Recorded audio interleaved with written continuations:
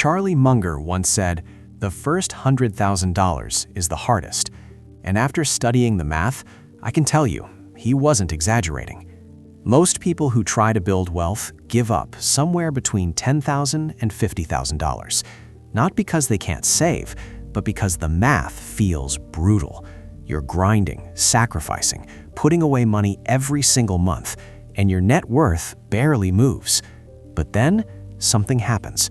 Something almost magical. After you cross that $100,000 mark, your money starts working harder than you do, and the journey to $200,000 takes half the time. Today, I'm going to show you the exact math behind why your first $100K is a wall and why everything after it is a downhill sprint. Let's look at the numbers. Say you invest $500 every month into an index fund returning 10% annually. That's the historical average of the S&P 500. After year one, you have $6,300. You put in $6,000 and the market gave you $300. That's it. $300 of growth. Your money is barely doing anything. After year three, you have about $21,000. You invested $18,000 and the market added $3,000.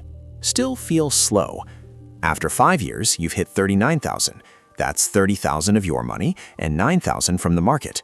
Better, but still, the market's contribution is only 23% of the total. Now here's where it gets interesting. Year 7.6. That's when you cross $100,000. You've contributed $45,600. The market has added $54,400. Read that again.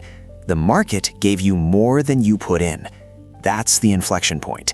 That's the moment your money starts out-earning your effort. But here's why most people never get there. The first $100,000 requires you to do all the heavy lifting. Your investment returns are tiny. Compound interest hasn't kicked in yet. You're saving $500 a month and your balance crawls. Meanwhile, life happens. Car breaks down, medical bill, rent goes up. Inflation eats into your purchasing power. And every month, you see that balance barely move. And your brain says, what's the point? This is financial nihilism creeping in again. The math is real, but the psychology is brutal. You're on the flattest part of the exponential curve. It's like pushing a boulder up a hill. Every dollar you save, you feel. Every sacrifice is visible, and the reward, barely visible.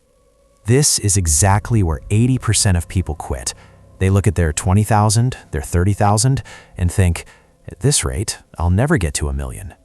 And technically, they're right about the pace, but they're wrong about the trajectory.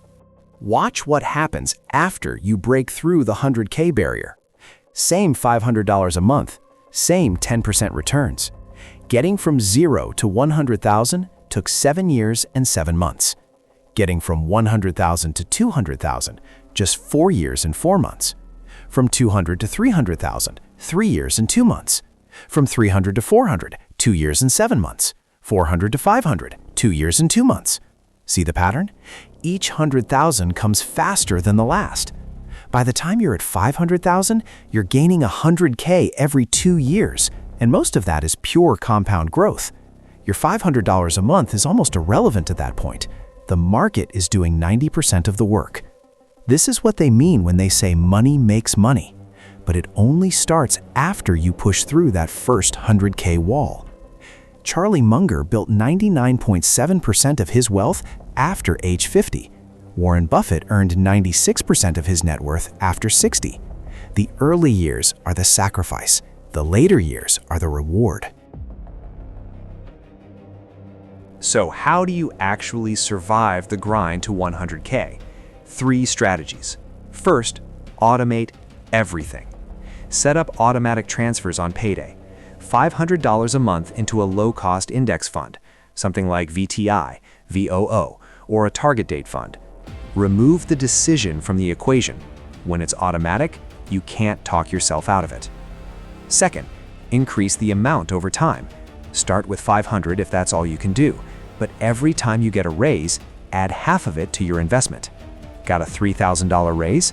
Add $125 a month to your investments. You won't feel the difference in your lifestyle, but the compound effect is massive. A $700 monthly investment hits 100K in 5 years and 10 months instead of 7.5.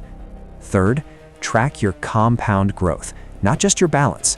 Use a compound interest calculator. Punch in your numbers. See what your money becomes in 10, 20, 30 years. When you see that your current $50,000 becomes $400,000 in 20 years without adding another dime, that changes your psychology. You stop seeing savings as sacrifice. You start seeing it as fuel.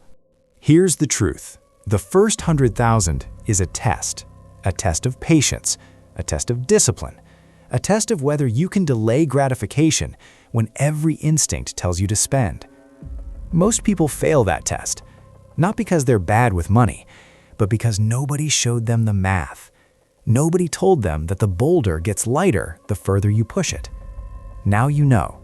The question is, what are you going to do about it? If you're at zero, start with $50 a month. If you're at 10,000, you're 10% of the way there. If you're at 50,000, you're on the steepest part of the curve, and the breakthrough is closer than it feels. Don't quit on the flattest part of an exponential curve. That's the most expensive mistake you can make.